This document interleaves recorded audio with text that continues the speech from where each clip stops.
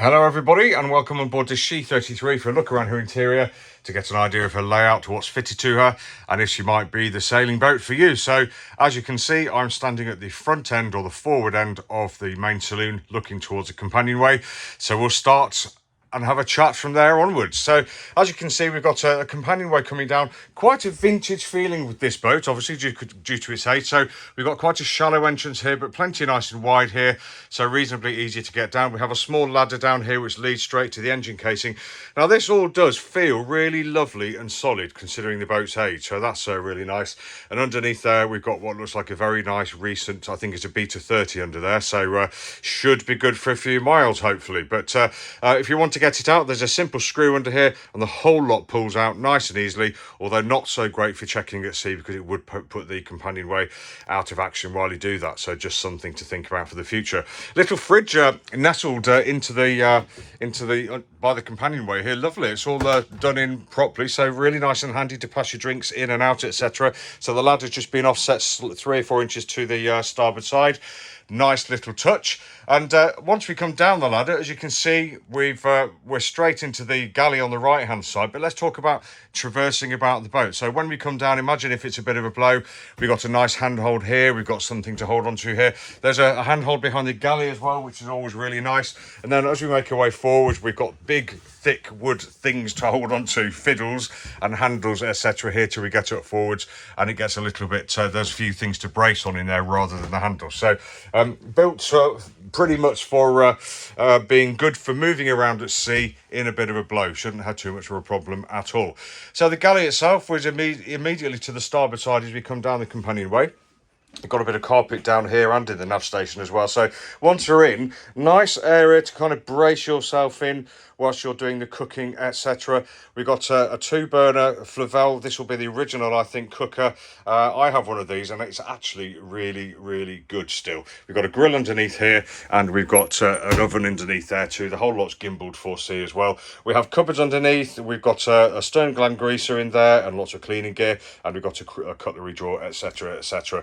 Really loving the vintage style worktop, but it may be vintage, but there's actually plenty of it. I can stand here and use it, which is so unusual. So many boats now are relying on hard covers over the cookers there to make up their workspace, which obviously puts the cooker out of action. But we've got some good chopping space here and 2 nice little sinks here as well. One is now underneath the steps, obviously because these have been moved over, so cover over a bit, but we could take these off if we wanted to. But then that would render the companionway out of action pretty much, or make it a little bit more difficult. So this is going to be the practical one. Maybe that's your draining and drying one, etc, etc. But nice little galley layout. I like it. Nice and easy to pass the beverages and the snacks up to the cockpit and back down, etc. And nice and easy to pass them through to the saloon as well. So I will stand in the galley and I'll just turn around and let you look along the starboard side of the saloon. Now, as you can see, we've got 4 decent sized windows, not very big this way, but as we stand here, I'm 5'9", I'm looking straight through them, so a good view out,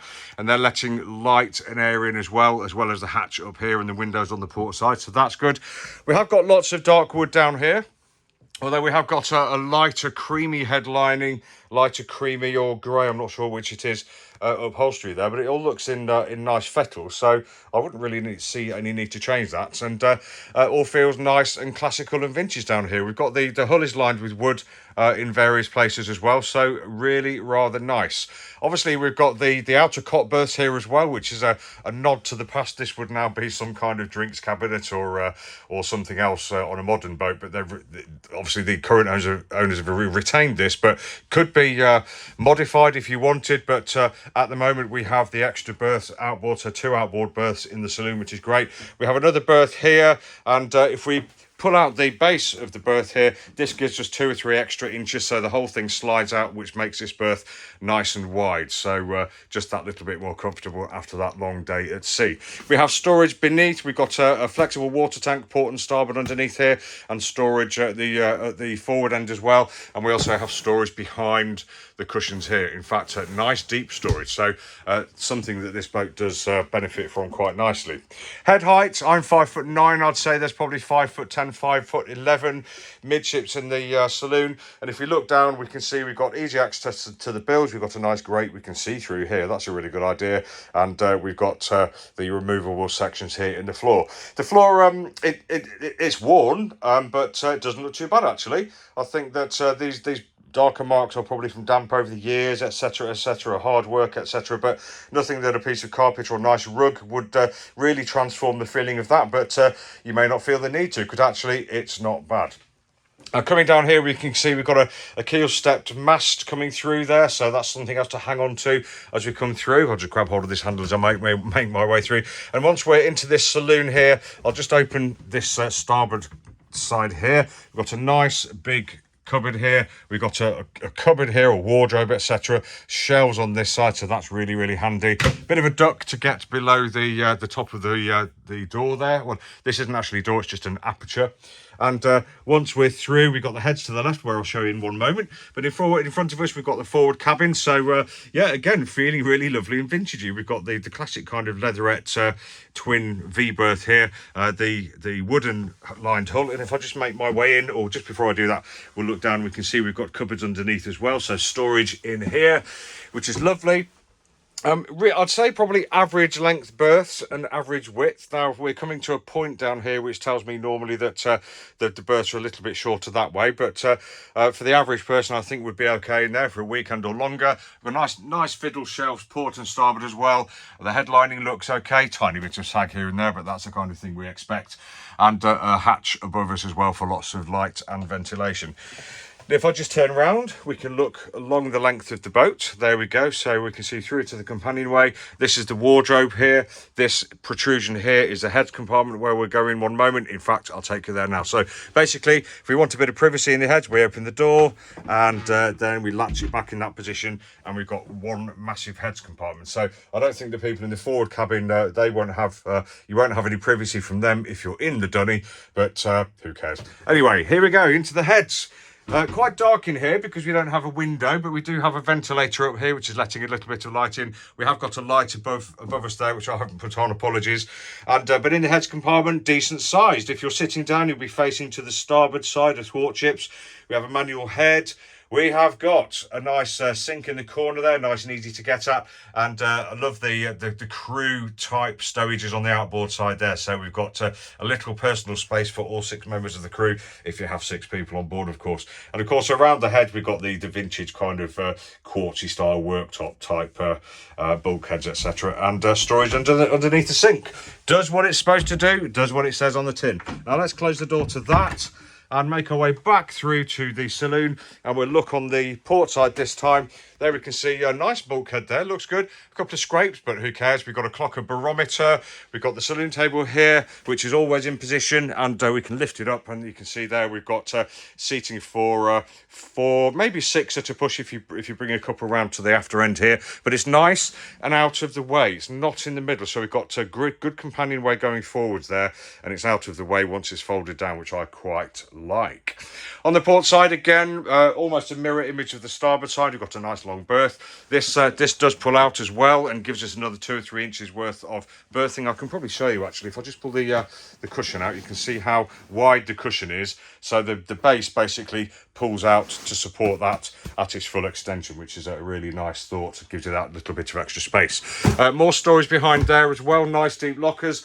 And as I mentioned, we have got a cot berth on the outboard side there as well, which could be still retained as a cot berth or maybe made into bookshelves, etc., etc. Really liking all the wood everywhere. Feels nice, looks good. We don't have curtains on this boat, so that may be something to think about if you want some privacy. Headlining looks nice as well. We've got a tiny bit of sag here and there, but I certainly wouldn't be changing that. It's all held up by these battens here, so no worries there. And then we'll finish off by looking at the nav station. Nice handhold here while we're standing looking at the charts, if we're still using charts. And we've got a nice big nav table there, big enough for a full-size charter, I think. Fiddled shelf outboard. We've got a DSC VHF here. We've got the electrics panel there on the outboard bulkhead as well. This does lift up, lots of stowage in there too. 3 nice drawers underneath here too. And if you're navigating, sitting at the chart table. You'll be sitting here facing forward, which is what most people seem to prefer for some reason. On the port aft corner, we've got a nice pilot berth here, really lovely and long, and very cosy indeed. I think that's probably where I would be spending my time asleep. Under here we've got the batteries and a bit more stowage, and a super lovely stowage under here. So instead of having sort of full sitting height along all the berth, which you would never really need because your head will be down here, we've got a lovely great big long stowage. As you can see, it's full of safety gear which at sea would all be out and fastened and secured and installed, ready for use, all put away there. So really nice stowage, yeah, really impressive. So this has been Tim from Boatshed Yacht Brokers, just taking you for a quick look around the inside of the She 33. I hope you've enjoyed the tour. I really like this boat. She seems nice and clean. She's really solid. The woodwork feels lovely, looks good, and I'm sure she would be a fantastic boat for some real hard, tough sailing or some nice cruisy weekends. But anyway, I'll let you judge that for yourselves. Thanks for watching. Take care.